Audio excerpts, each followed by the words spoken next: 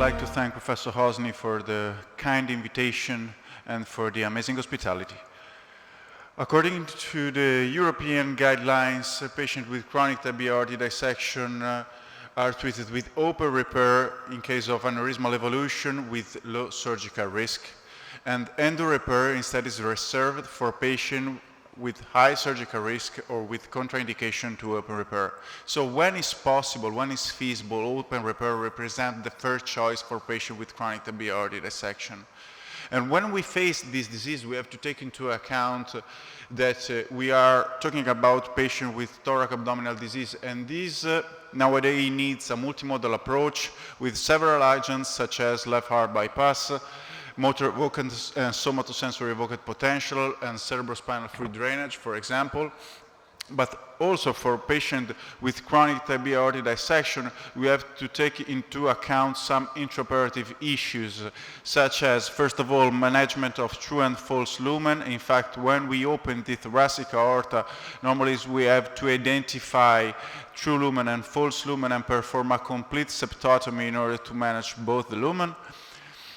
In case of aortic dilatation limited at thoracic level, it's possible to replace only the thoracic aorta with a double-barrel distal anastomosis at diaphragmatic level with fenestration in order to maintain patency of the true and the false lumen.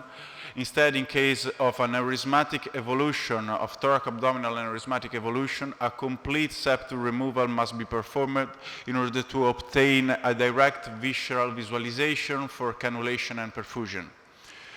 For what concerns graft selection, multi-branched graft represent the preferred choice in patients with chronic TB aortic dissection. In fact, in a great number of cases, aortic dissection is associated with connective tissue disorder, and Marfan syndrome represents only the tip of the iceberg of connective tissue disorder. So in this patient, the multi-branched graft allows us to perform a little tissue reattachment with a lower risk of aneurysmatic evolution at follow-up. For the same reason, also intercostal artery are reattached with the little tissue reattachment technique, such as selective bypass or preferably with loop bypass that offer a higher patency rate at follow-up. Chronic TB aortic dissection sometimes is a residual dissection after type A treatment with ascending aortic repair, and in this case, surgical replacement of the aortic arch with frozen elephant trunk could be performed. In our experience in Milan, in San Raffaele Hospital, since 1989, 1,107 patients were treated for thoraco-abdominal open repair. Among them, 119 cases of patients with chronic TB aortic dissection, with 7.5% of mortality at 30 days, 6.7% of spinal cord ischemia, and 8.5% of renal failure. Results are good, also reported in literature, with the short-term and good-term results that improved significantly during the years. In fact, as reported by the group of Tara Mastracci, the 10-year survival was 20 to 25% in the 80s, and nowadays is more than 60%. Many endo options exist also nowadays for patients with chronic TB dissection, but they present some issue. In fact, it's well known that simple TAVR for chronic TB dissection nowadays do not represent a radical approach in a great number of cases with false lumen pressurization from distal re-entry tier, with progression in 35% of the patient and with a mortality at 3 years of 36%.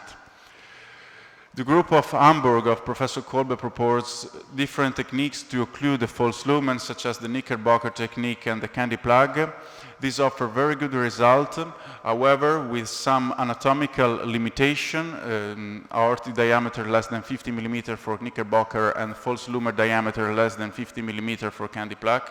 And theoretically, these two techniques do not address the problem of type 2 endoleak and also the distal aortic dissection. The group of Liu also demonstrated that parallel grafts are a feasible technique for patients with chronic TB aortic dissection. However, with a not negligible number of intraoperative type 1 endoleak and type 2 endoleak at follow-up.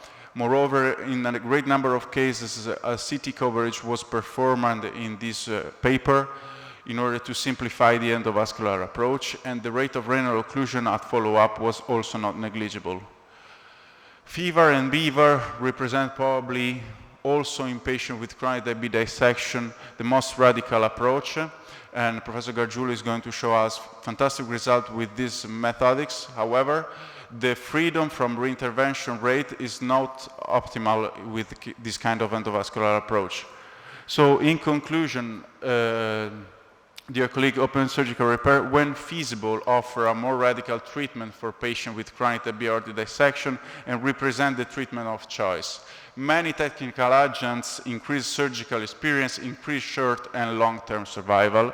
Endovascular technique is a valid alternative for patients with chronic TB dissection unfit for open surgery, but with limitation and higher rate of reintervention. And patients with connective tissue disorder should be recognized and whenever it's possible and treated with surgical approach. Thank you very much.